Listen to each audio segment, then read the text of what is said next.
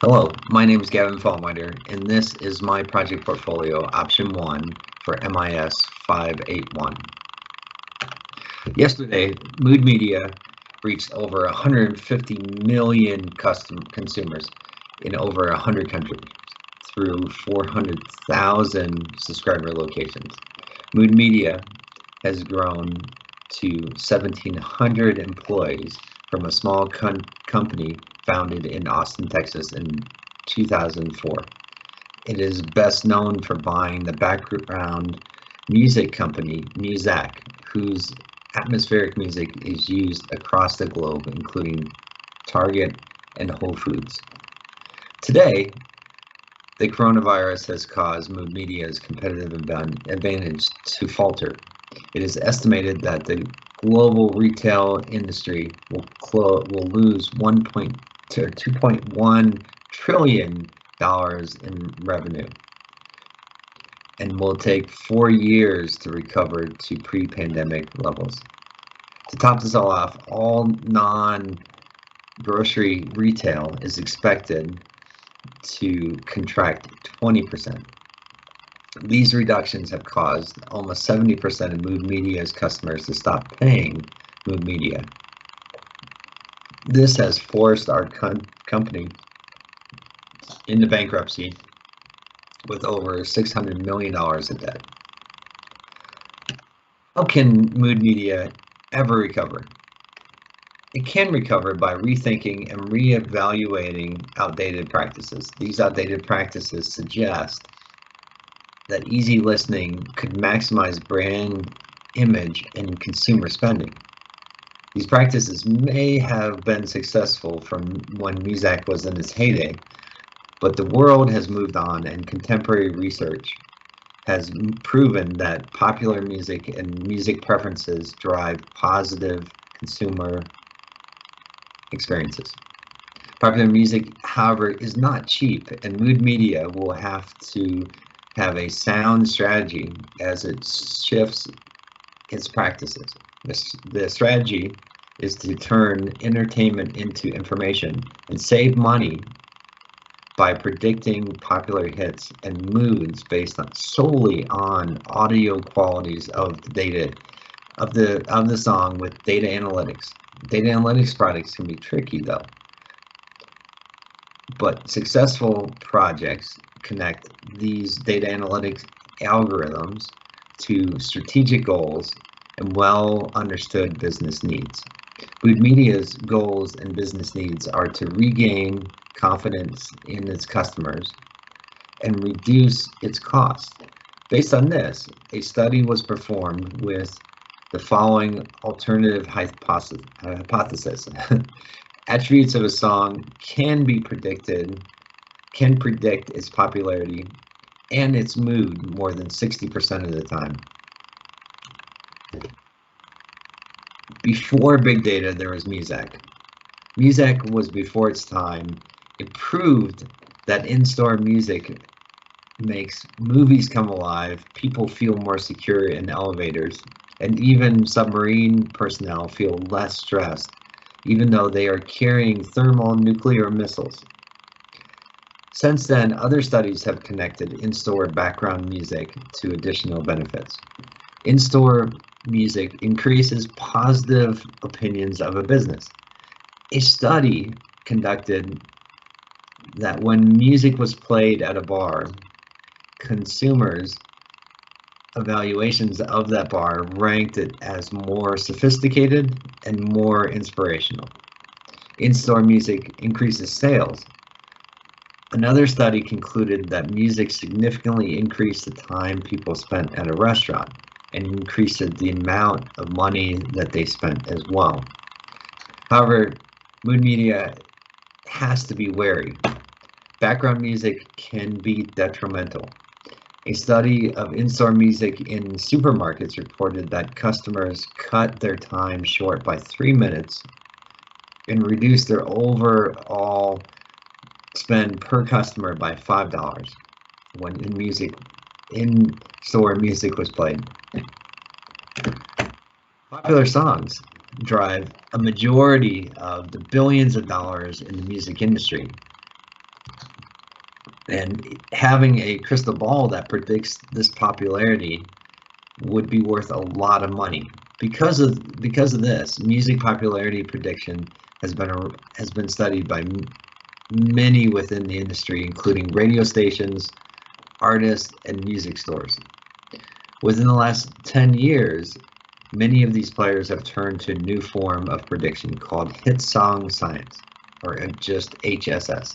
HSS utilizes machine learning to find music suggestions and hit songs based on data. An example of HSS was published in a study by Millbrook and Sheik.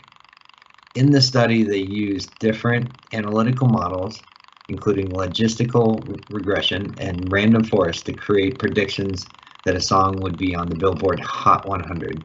They connected a data set of songs released between 1985 and 2018 with data from the Billboard Hot 100 to result in the result was their model successfully predicted a hit almost 80% of the time. Most of these studies use massive amounts of data and includes decades of songs.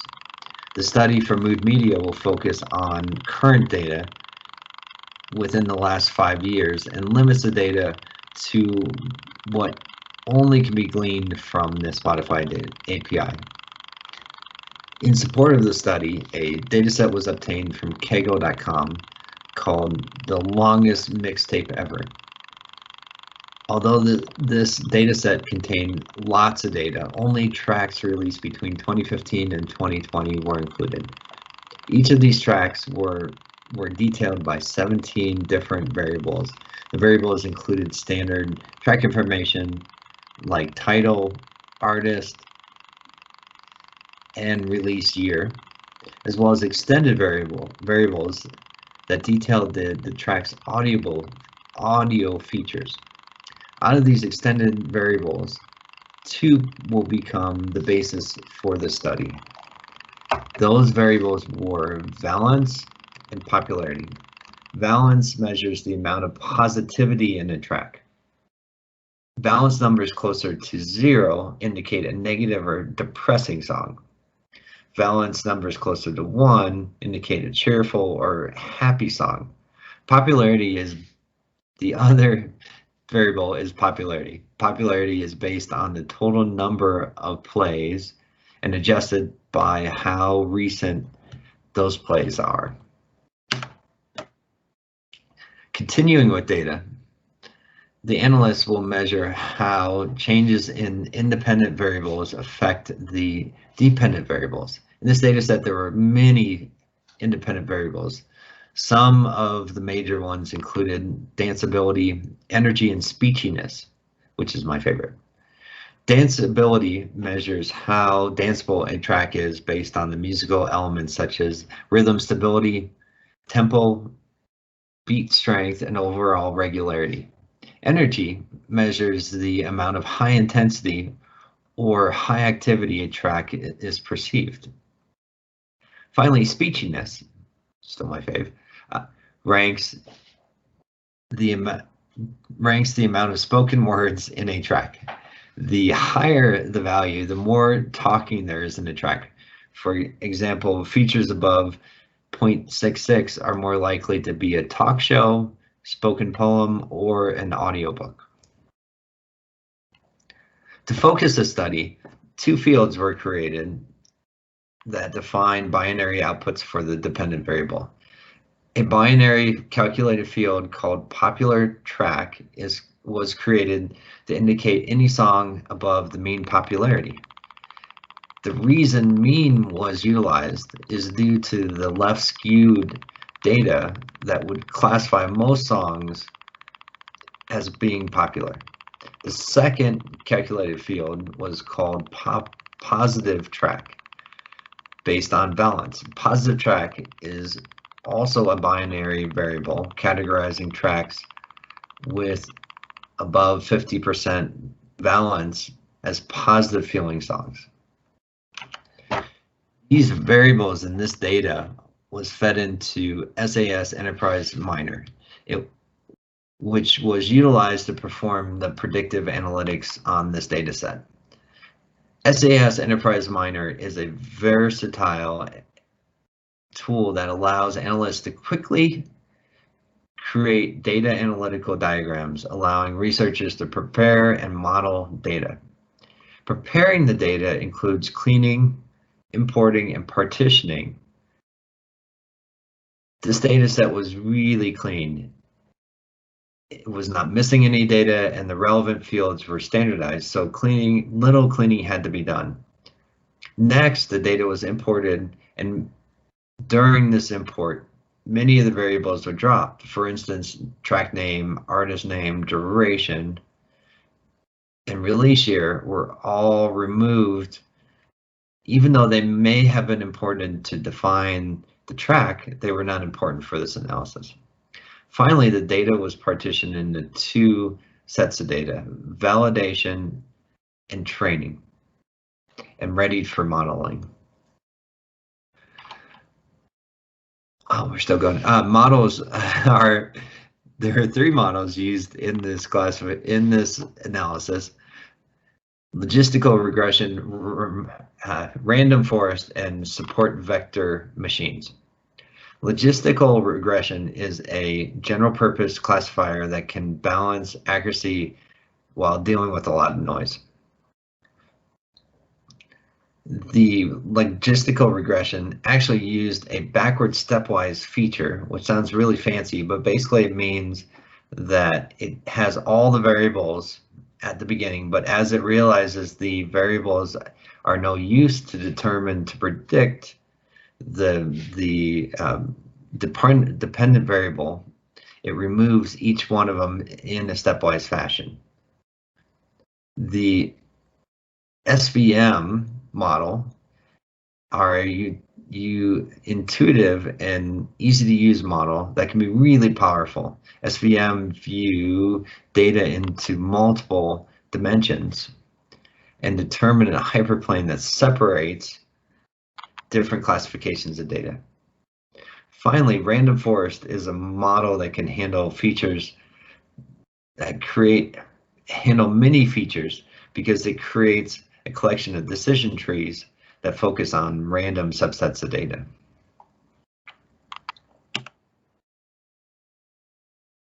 During the study, researchers ran into one major limitation of the Spotify dataset.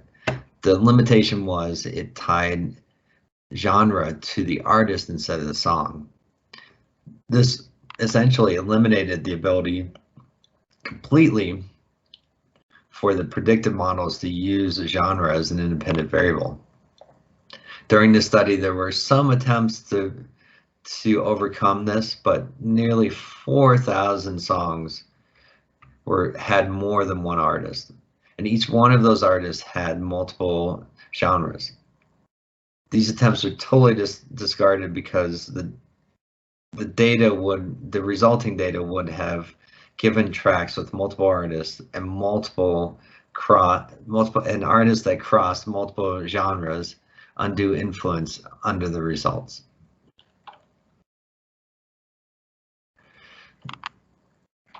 During the study, there were also security, ethics, and privacy challenges addressed. The data was de-identified to allow researchers to be objective under the assumption that all people had some level of bias. The researchers followed transparent and consistent processes that were proven to gain reliable results. The researchers have also published the results and the code to allow others to scrutinize it.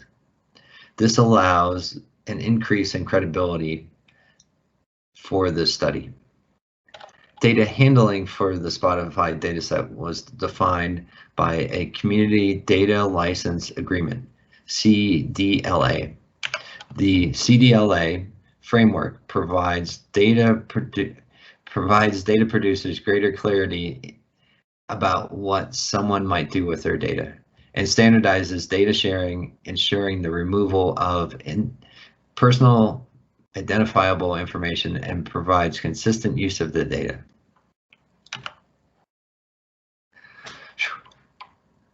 The findings. Using science to attempt to predict the popularity of a song is not new, but the findings of this study proves that it can be more art than science. Milberg and Sheik integrated Spotify data with Billboard Hot 100 and found over 80% hit prediction rate, suggesting that science can predict people's preferences. The Mood Media study utilized Spotify's popularity and the most up-to-date data analytics models in SAS Enterprise Miner, but could not replicate the same level of accuracy. However, there were some interesting and positive results. Both the random forest and the logistical regression found important variables for popularity. The logistical regression model found loudness and danceability had a positive effect on if a song was popular. It also reported that energy and speechiness had a negative impact. The random forest model added valence and tempo as important variables to popularity. More good news is the results of the logistical regression, or the SVM model predicted if a song was positive almost 72% of the time. The other models came close, but they were lowered by a few points. Based on the result of this, the alternative hypothesis must be accepted, and Mood Media can predict a mood song, the song's mood, more than 60% of the time. Finally, the not so great news is the models were not able to predict popularity more than 60% of the time. The best model was the random forest model, but it could only predict a popular song around 58% of the time. Sadly, this prediction level fell short of the hypothesis and forcing us to accept the null hypothesis, which means that Mood Media cannot predict the popularity of a song within 60% of the time. It has been a long time since Muzak drove innovation, but it is time that it did it again. In the early 1900s, Muzak realized that music was not just entertainment, and it could be used to modify behavior. In the Muzak's history, it has been played in submarines, factories, and reportedly on the US space missions. The coronavirus is to blame for some of the company's issues, but updated practices will allow it to recover faster.